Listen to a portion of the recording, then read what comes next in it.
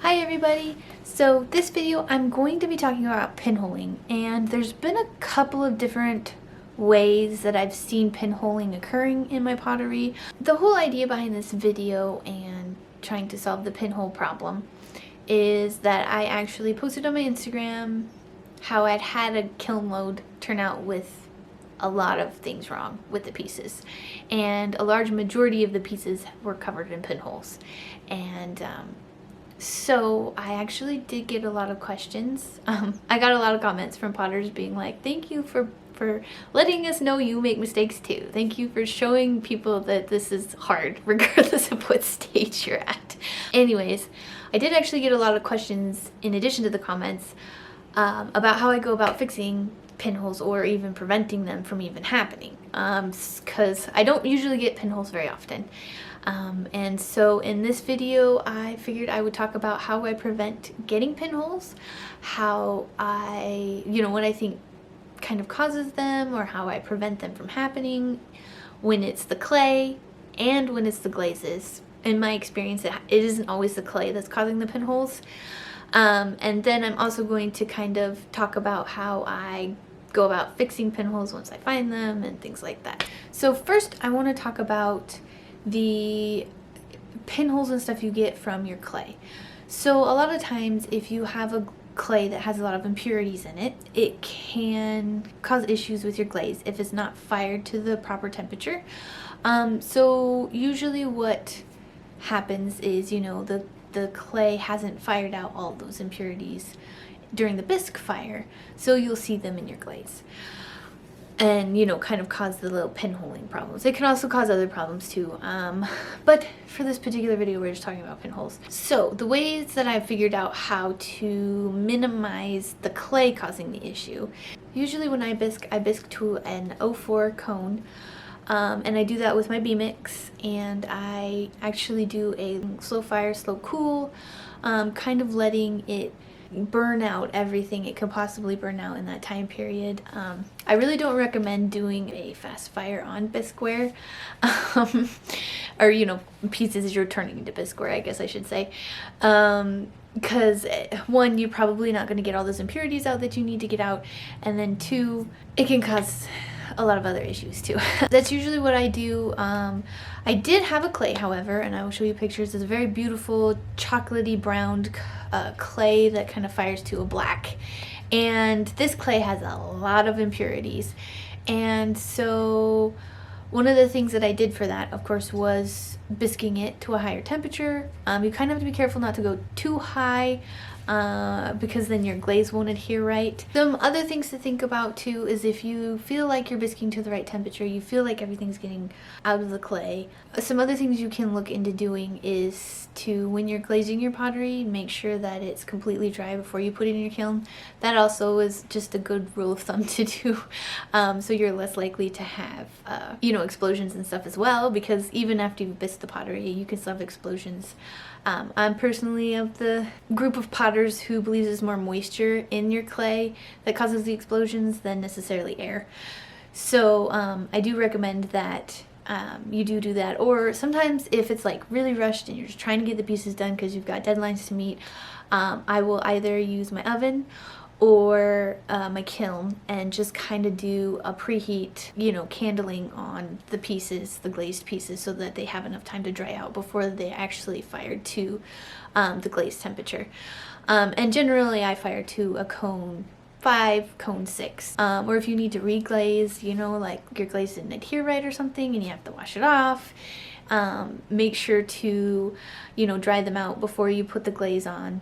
Make sure you dry it out after you put the glaze on, and that can kind of help with how the glaze is interacting with the clay and kind of prevent those kinds of issues from happening. Also, something to think about too with the pinholes is it could just be that your clay and your glaze do not fit right together, which there's not a whole lot you can do about it besides just finding a different glaze. Like I said, that brown black clay that I had, I've used a couple of times. It really only likes like maybe 2 or 3 different glazes that I have, and that I use, and so as you can see I don't use that clay very much in my work, just because it it is very persnickety about the glazes it goes on to, and it will have trouble with creating pinholes and stuff like that on glazes that it doesn't fit well with.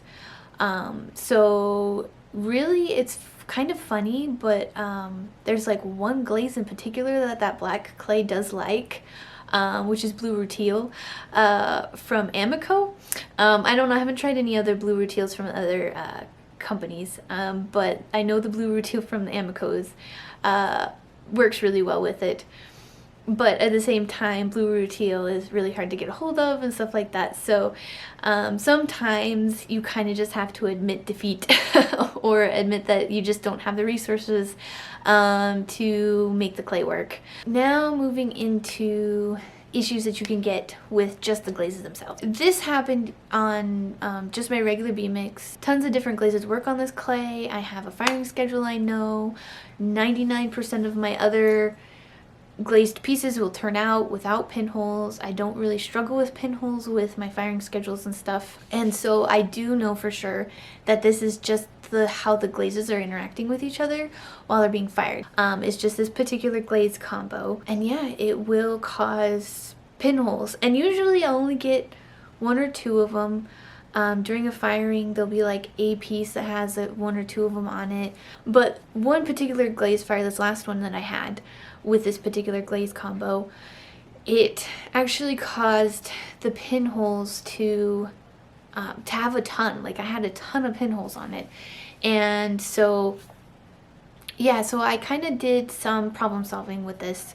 I talked a bit about it on my Patreon. I am going to be doing some more testing and stuff there because I haven't really been able to test this particular firing schedule on pieces that have not been fired yet. So like I said, I fired them, I had all the pinholes, and then I was like, okay, how am I going to fix this? With this particular glaze combo and all the pinholes it is causing, I had been doing a slow fire, you know, so the kiln takes a long time to get up to temperature and a long time to get back down, which kind of minimizes the pinholes, because I know like my Amico clear glaze, it will pinhole if you don't give it that time to, you know, slowly, you know, have time for, you know, everything to work itself out and melt back to the way it needs to be and stuff like that. But I was still getting the pinholes even with that kind of firing schedule. And so what I did was something I don't usually do.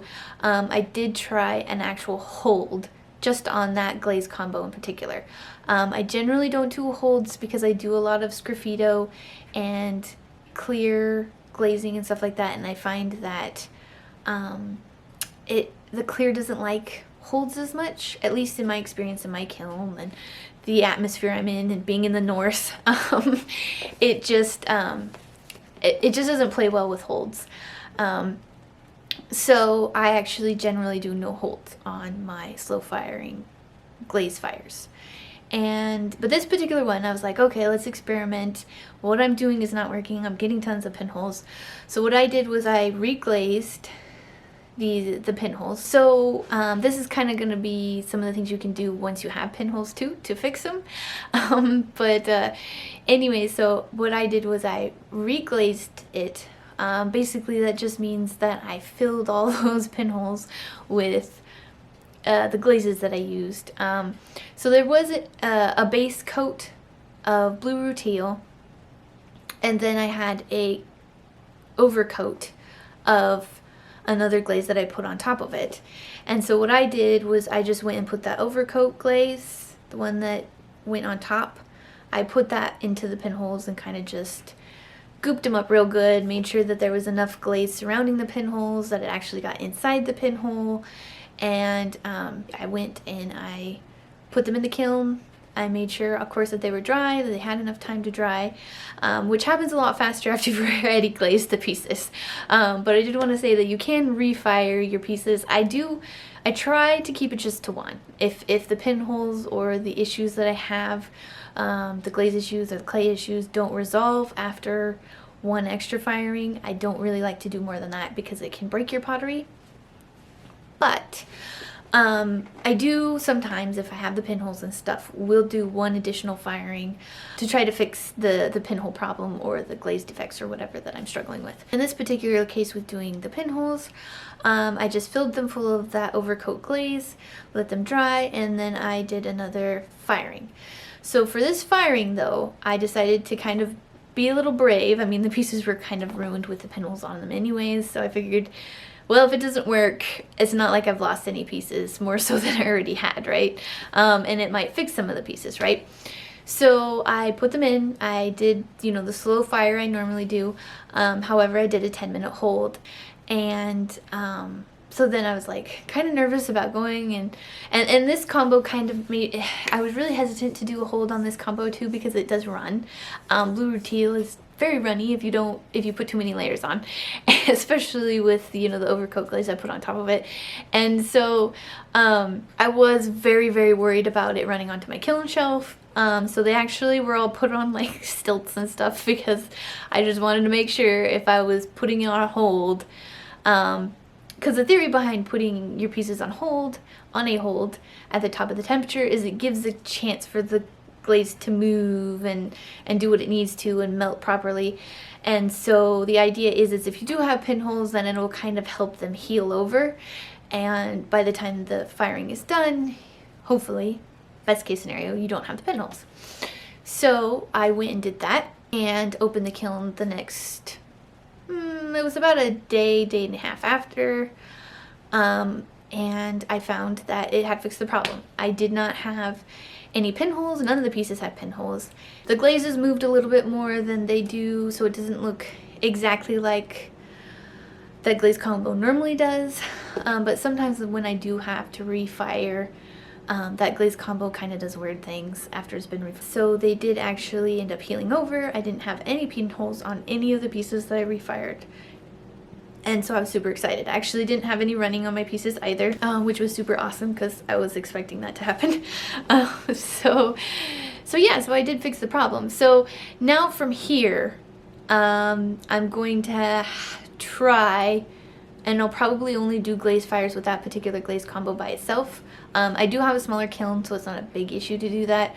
But I am going to try and do some experimenting with, you know, having bisque pieces, put the glaze combo on it, and then go ahead and do a glaze fire with a hold, and seeing if that will actually prevent them from having any pinholes whatsoever from the beginning, so that, you know, I don't have to keep doing refires from the few pinholes that I have gotten. So I think that's about it for pinholes. Feel free to drop any questions below if you're still struggling with the pinholes and stuff, and I will try my best to answer any questions you have. I want to thank you guys for watching. I hope this helps a little bit. I know it's more of a talking video, kind of with just a little few clips added here and there, but I'd gotten a lot of questions about it, and so I figured, you know what, if I have enough people on my Instagram asking me about how I solved the pinhole problem, then you know,